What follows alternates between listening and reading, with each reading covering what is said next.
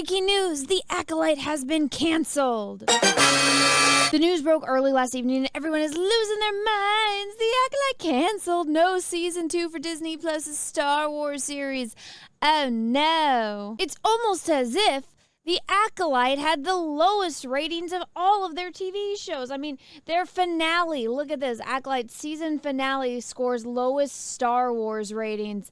Oh my gosh, it's almost as if when a show doesn't have good viewership, it's not worth the money. Weird.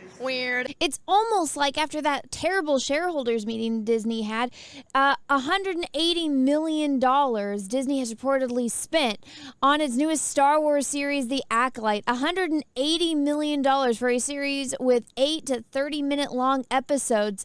Oh my gosh, it's almost like they could be using that somewhere else. It's almost like they wasted their money. I don't know, Disney. Maybe it wasn't a good idea hiring a super SJW that used to be Harvey Weinstein's personal assistant to write your Star Wars show. A woman that doesn't know anything about Star Wars. Pick a project from your body of work that best represents you.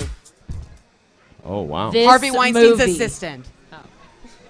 Love it. Yep. Allison. No, God! I am the type of Star Wars fan that doesn't even have a favorite movie. I just want to live in the universe of Star Wars continually, in perpetuity, forever. So when people are like, what's your favorite Star Wars movie? I'm like, there is no Star Wars movie. There is only Star Wars. I'm gonna kill myself! Disney shareholders are right there with you, Michael. But oh my God, the failure of one, the failure of two, the failure of many. No freaking shit. Dear Lord. Now, I have been doing reviews of this show up on my channel. You guys can go check them out. I'll link the playlist down below in the description if you guys want to go and watch those. I still haven't been able to bring myself to watch the last 2 episodes. This show is so bad. I couldn't watch it when it first came out because I was super pregnant dealing with morning sickness. And then once I got into my second trimester, I was able to stomach it a little bit. And it took me like a week and a half just to build up the mental capacity to burn off to watch the next episode. And they just got stupider and stupider. So yeah, maybe don't hire a woman that doesn't know shit about Star Wars, that her greatest goal in life or her greatest achievement professionally, as you guys saw in that little rapid fire interview that she did, her greatest achievement is being a sexual predator's personal assistant. I wonder where that $180 million went. Was it to pay off some skeletons she's got in her closet? Was it to pay her off? Is that why she got the job? Does she know something about people at Disney that maybe we don't, which is why this woman, this unqualified, terrible excuse for a writer and director and a showrunner, is that why she got this job? Because it definitely wasn't off of talent. It wasn't off of experience either. Look, she only has 11 credits to her title and like 1 upcoming, and it doesn't seem like that's gonna be a hit show. Like, oh my gosh, this is the woman that you decided to run Star Wars again. It's got to be the Harvey Weinstein thing. It's got to be that she knows something about these people that we don't, and that's why it got the budget that it did. This is why this woman was allowed to put her wife, one of the most untalented, unlikable, it's ma'am characters. Like, seriously, her wife was the worst character in this show. Absolutely no talent. I just should not be acting. Keep this woman away from the freaking camera. But it's no shocker there how she got the role when her wife is literally directing and running it and is the showrunner. Total mystery why both of these women got their jobs. One, it's because of nepotism. This other one's got skeletons in the closet. Now, when I saw this news, my immediate response was to laugh my freaking ass off. I saw it, I opened up Twitter, and I was like, oh my God. Like, good that they came to their senses and they, realized that it was an entirely wasted development time, money, energy, effort, resources. But also I was like, oh my God, I cannot wait to see the shit show of people screaming at the top of their lungs, crying about this show. I need to hear it from Star Wars themselves.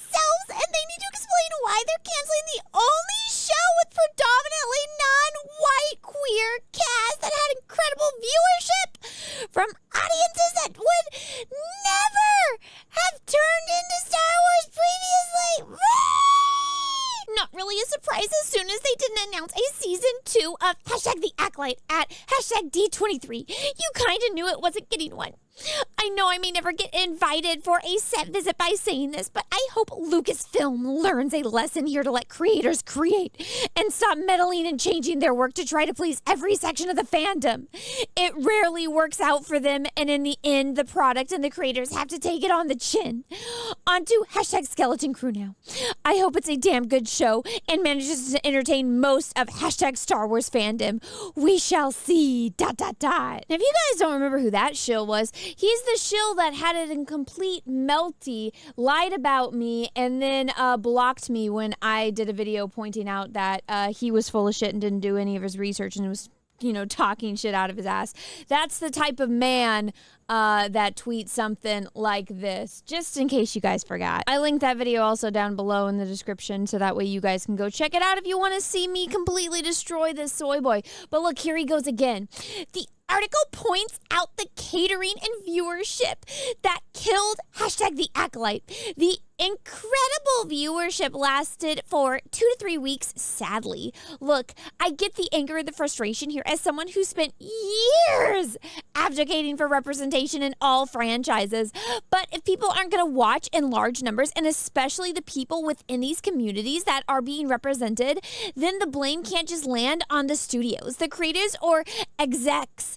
People from all communities need to show up and support, or else hashtag Star Wars will go back to business as usual, precisely because it's a business. Gosh, these people are so freaking pathetic. My goodness. Like, they want to cry about representation, but I guarantee you none of these people have watched TV shows before they became commentators. They just magically got their following somehow online, and because they don't know, like, when they cry about representation, it's like, how many movies have you watched? Have you guys ever seen that meme, like, how many books have you read? And they can't name any. It's like, oh, you want to ask about representation? Did you guys ever hear of this show called Stargate? Yeah, there's 3 different shows. There's Stargate SG-1, there's Stargate Atlantis, and there's Stargate Universe. You guys want to cry about representation? Why don't you go watch that, right? Why don't you go watch Star Trek? Why don't you go watch, I don't know, the freaking Twilight Zone from the 60s? There's so many shows out there that are in like the sci-fi, fantasy, mystery, action universes that have all these things that you guys are crying about that you guys claim never existed. I'm sorry to break it to you, but there's been representation since TV shows first started becoming made. But none of them know that because none of them watch shit. They only watch what's popular now so that way they can get into these studios. It's just like this dude said in his last tweet.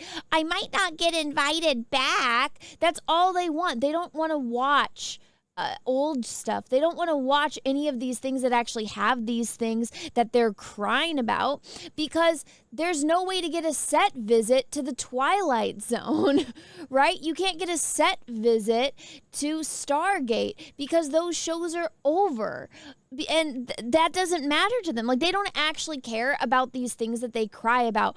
All they care is access. And this is why people like me, people like other YouTubers and commentators like Mr. Grizzy, Yellow Flash, Raging Rhino, that's why we all call this shit out, because we know that they're all full of shit and they're fake fucking nerds. And I'm sorry, you have to be a special type of fucking retard to have enjoyed this show.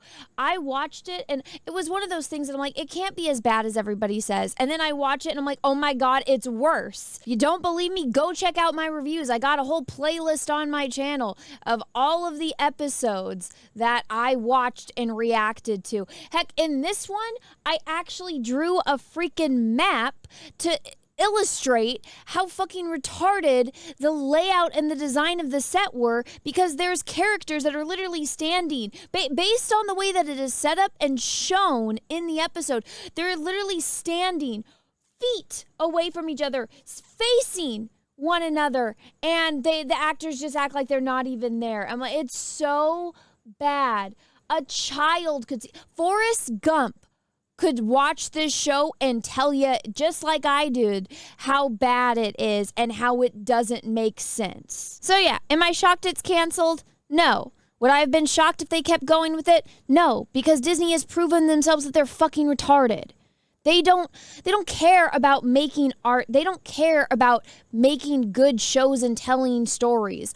All they care is the woke points that they can get on Twitter, and that, I mean, I don't know, because they're obviously not interested in making money unless they're pulling the producers and they're just like, oh, if it's not a hit, then we can launder as much money as possible. So unless they're into money laundering, which that would make that's the only thing that makes sense to me, because if not, like, why wouldn't you want to make the best show possible? They don't care about quality anymore. They don't care about anything anymore. It's like they don't even care about making money. It really doesn't make sense. So yeah, am I shocked that they canceled it? No. Would I have been shocked if they kept going with it? No.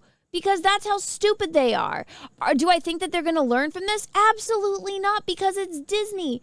None of the people that are in charge are going anywhere. They're all still going to be there. They're going to move on to the next show, which is that one with the kids and what's his face, Jude Law.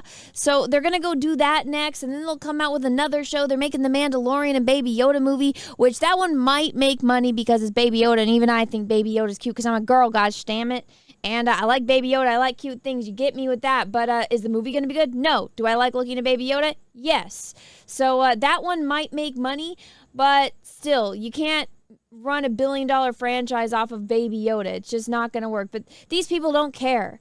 I don't know what their end game is because, again, I'm not retarded. But anyways, guys, that's my 2 cents on the situation. Let me know what you think about it down below in the comment section. If you guys like this video, please smash the like button. If you didn't, that's okay too. Thank you so much for watching this far through. And if you haven't already, go ahead and smash that subscribe button and ring the bell for notifications. Make sure that bell is set to all. That way you actually get notifications when I post videos and when I do live streams.